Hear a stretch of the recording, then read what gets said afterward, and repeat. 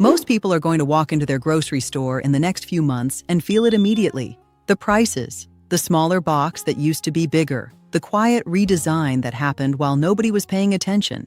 And they're going to wonder when it all changed. It happens the same way every single time. Nobody sends a notice. Nobody announces it on the news. A box that held 16 ounces last year quietly holds 14 this year, at the exact same price, sometimes even a little more. A jar shape stays identical while what's actually inside it gets smaller. The box on your shelf right now may already be one of these, quietly, without a single word of warning printed anywhere on it. Most shoppers never catch it in the moment. They just walk out feeling like the same cart costs more than it used to, without ever being able to point to exactly why. Here's the thing. It already changed. It's changing right now. And if you know exactly where to look, the signs are everywhere, sitting in plain sight on shelves you walk past every single week. I've been watching this closely, going through USDA pricing data, Bureau of Labor Statistics releases, and industry supply reports. Not skimming headlines about it, actually reading the category-level breakdowns most people never open. And what I've pieced together is worth 12 minutes of your time if you buy groceries at all. I am not a nutritionist and I am not an economist. I am someone who reads the same public reports you could read yourself and turns them into a plain, sourced list before the shelf tag changes and everyone finds out at once. Today, I'm going to walk you through 12 specific grocery items, either shrinking in size, climbing in price, or both, right now in 2026. Not to scare you. The people who notice this early are going to look back and feel smart. The people who don't are going to feel the squeeze at checkout without ever knowing why. And here is the part that makes this list different from a lot of what else is out there.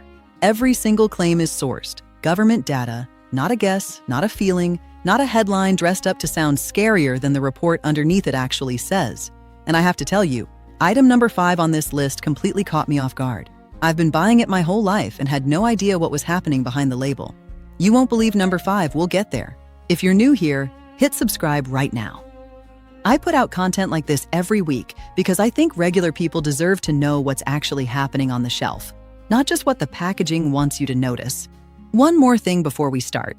Some of what follows is about the price climbing outright. Some of it is about the package quietly getting smaller while the price holds steady, which is arguably the sneakier of the two because it never shows up as a number changing at all, just a jar that empties faster than it used to. Watch for both today because most people are only trained to notice one of them, never both at the same time, which is exactly how so much of this slips past an otherwise careful shopper. Let's get into it. Let's start where the pressure has been building the longest, in the dairy case.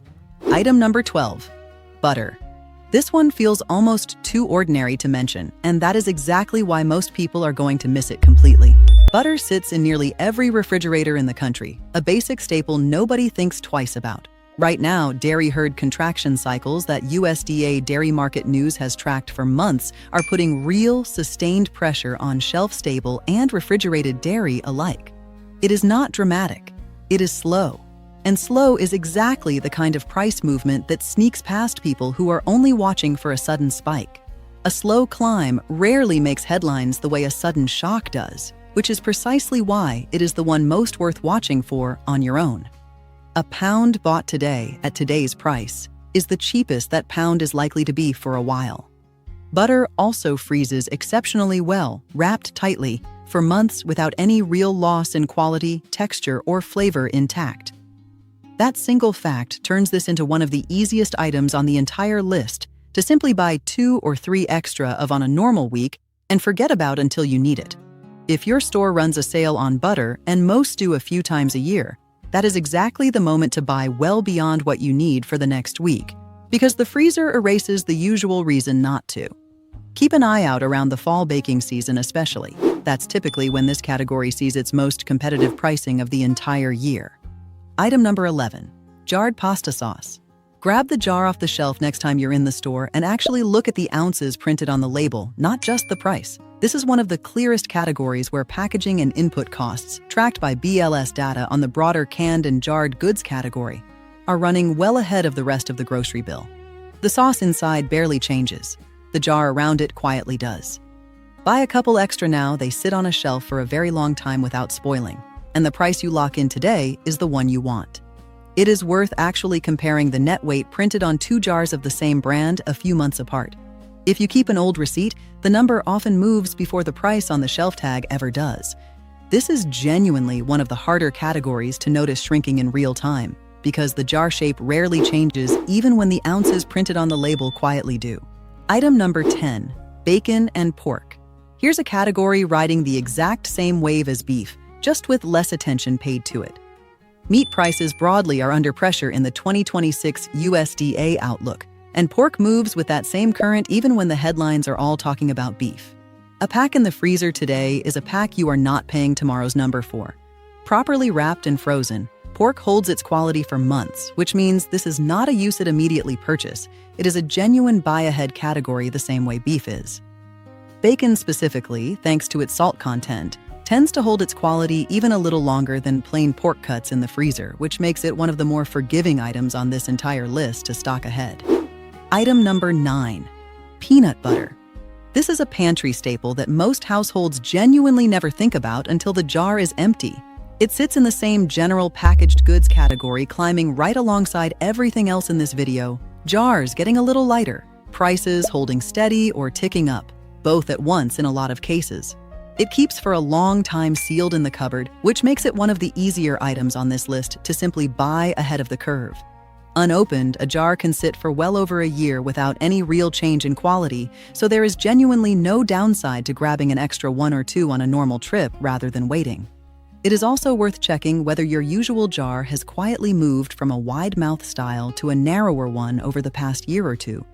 Packaging redesigns are one of the more common ways this specific category disguises a shrink without ever changing the number on the front label. Item number 8, frozen vegetables. Here's one people assume is immune because it's frozen, not canned.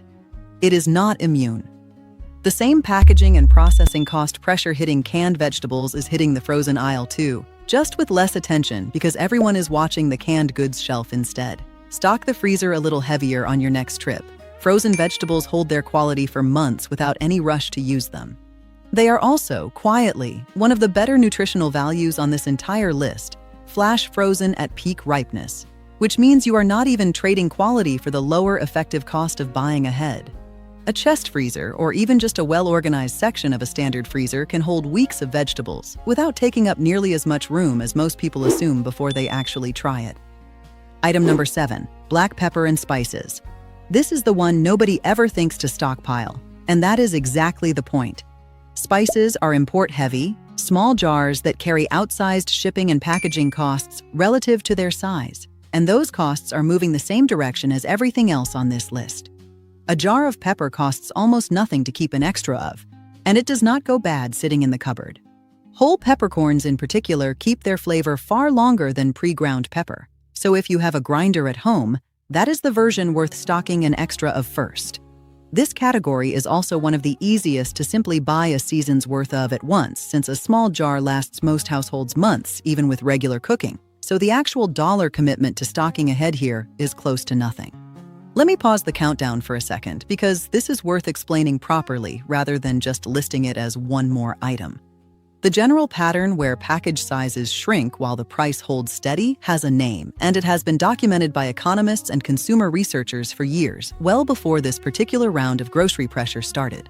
Manufacturers generally prefer it to a straightforward price increase because a shopper glancing at a shelf tag notices a price jump immediately, but rarely notices that a box now weighs 2 ounces less than it did last year. Both changes cost you the same amount at the register over time. Only one of them is visible at a glance. That is exactly why reading the actual net weight printed on the package, not just the price, is the single most useful habit in this entire video. More useful, honestly, than memorizing any specific item on this list. Once you start doing it, you start seeing it everywhere, not just in groceries. Household goods, personal care products, even some pet food brands have gone through the exact same quiet resizing over the past several years, documented the same way by researchers and journalists comparing package weights across time rather than trusting memory alone. Groceries just happen to be the category where it's easiest to notice, because most of us buy the same handful of products on a near weekly basis, which gives your own memory a fighting chance of catching the change if you know to look for it. Item number 6, cheese. Right alongside butter, Cheese rides the same dairy herd contraction pressure, USDA. Dairy market news has been tracking. Hard cheeses in particular keep for a long time properly wrapped and refrigerated, so this is one of the more forgiving items on the whole list, to simply buy a little ahead of schedule. Blocks also freeze reasonably well for cooking purposes, even if the texture shifts slightly, which gives you an even longer runway than the refrigerator alone. Buying a larger block instead of pre-shredded bags, when your budget and usage allow it, is also typically the better per-ounce value, even before accounting for any of the pressure we are talking about today. Now here is number 5, the one I told you about at the start. Orange juice and frozen concentrate.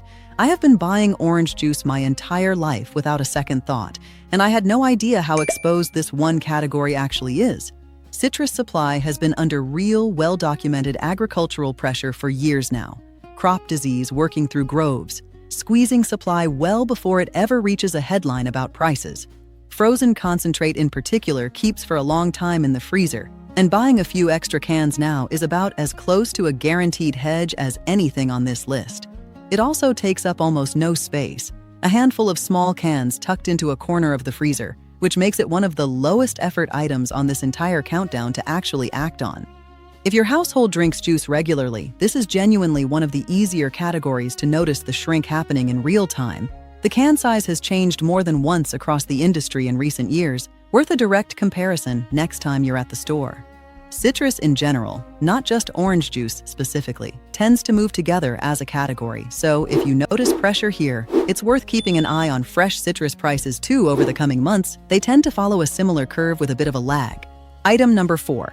Canned tuna and other canned seafood. The 2026 USDA Outlook specifically flags seafood among the categories expected to see larger than average price increases this year. That single line in a government report is worth more than any headline you'll see about grocery prices this year, precisely because it isn't trying to get your attention. It's simply stating a forecast. A sealed can sits on a normal pantry shelf for years, no refrigeration, no rush, no clock running against you. This is an easy one to just quietly add a few extra of on your next normal trip. Rotate the oldest cans to the front of the cupboard as you buy new ones, the same simple habit that keeps this entire strategy from ever turning into forgotten cans nobody remembers buying. Canned tuna packed in water versus oil also has a slightly different shelf profile, but both hold safely for years past the printed date when the seal itself remains intact and undamaged. Item number 3. Cooking oil. Global vegetable oil supply is genuinely tight right now, tracked directly by USDA's own oilseeds reporting, tied to shifting export policies among the countries that produce most of the world's supply. A sealed bottle keeps for many months. This is one of those categories where the pressure is happening a continent away and showing up on your shelf a few months later without warning. It is one of the least visible categories on this entire list precisely because nobody expects a cooking staple to be exposed to global trade policy the way this one genuinely is.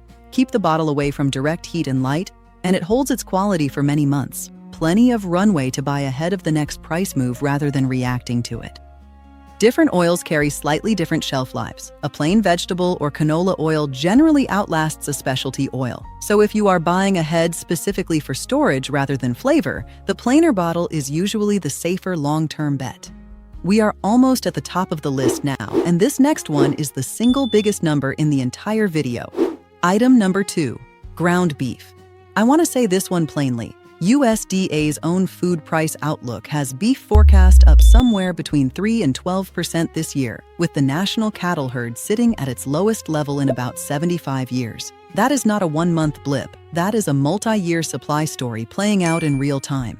Rebuilding a national cattle herd is not something that happens over a single season. It takes years of deliberate breeding decisions before supply meaningfully recovers, which is exactly why this particular number has stayed elevated across more than 1 year's outlook in a row rather than spiking once and correcting itself.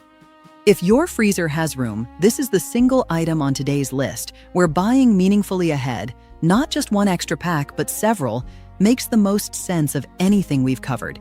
Because the underlying pressure here is the least likely of all 12 to ease up anytime soon. Buy extra now, freeze it properly, and you are locking in a number that is very unlikely to still be available a year from now. Portion it into meal-sized packages before freezing, 1 pound per bag rather than one giant block, and it becomes just as convenient as buying fresh whenever you actually need it. If your store offers a case discount or a larger family pack option, this is the single category on the entire list where the math most clearly favors buying the bigger size and portioning it down yourself. And here we are. Item number 1, the one I promised would surprise you, and I want to be careful and precise here, because accuracy matters more to me than sounding dramatic. Coffee. This is not a coffee shortage. 2026 is actually a strong harvest year globally, but the USDA still forecasts the non-alcoholic beverage category, which includes coffee, rising about 5.2% this year, above its own 20-year average. That is pure price volatility, not scarcity, and a sealed bag or jar of coffee kept in a cool, dark cupboard holds its quality for a long time. It is a small, sensible hedge either way. And to be clear one more time, because I want this said plainly, this is a volatility story, not a scarcity story. There is plenty of coffee in the world this year. The number is simply moving up regardless. Whole bean tends to outlast pre-ground in terms of preserved flavor, so if you already grind at home, buying an extra bag or 2 whole is a small additional step worth taking alongside simply buying ahead. It's also worth remembering that a strong global harvest this year doesn't undo the price movement already baked into this year's forecast. The two things are simply tracking on different timelines. One is about how much coffee exists in the world, the other is about what it costs to get it from the farm to your cup. And right now, those two numbers are moving in different directions. So here's the pattern running underneath all 12 of these. Some of it is shrinking packaging while the price holds. Some of it is the price itself quietly climbing. Some of it is both happening at once, which is the hardest version to notice because your brain is only trained to watch one or the other, not both simultaneously. None of this requires panic. It requires paying attention to the actual ounces printed on the label, not just the number on the shelf tag, and buying a little ahead of a trend that is already sitting in public government data for anyone who wants to go check it themselves. Before we wrap up, let me give you the actual 30-second method for checking any product in your own cupboard right now. Because a list of 12 items is only useful if you can apply the same thinking to everything else you buy. Pick up the package.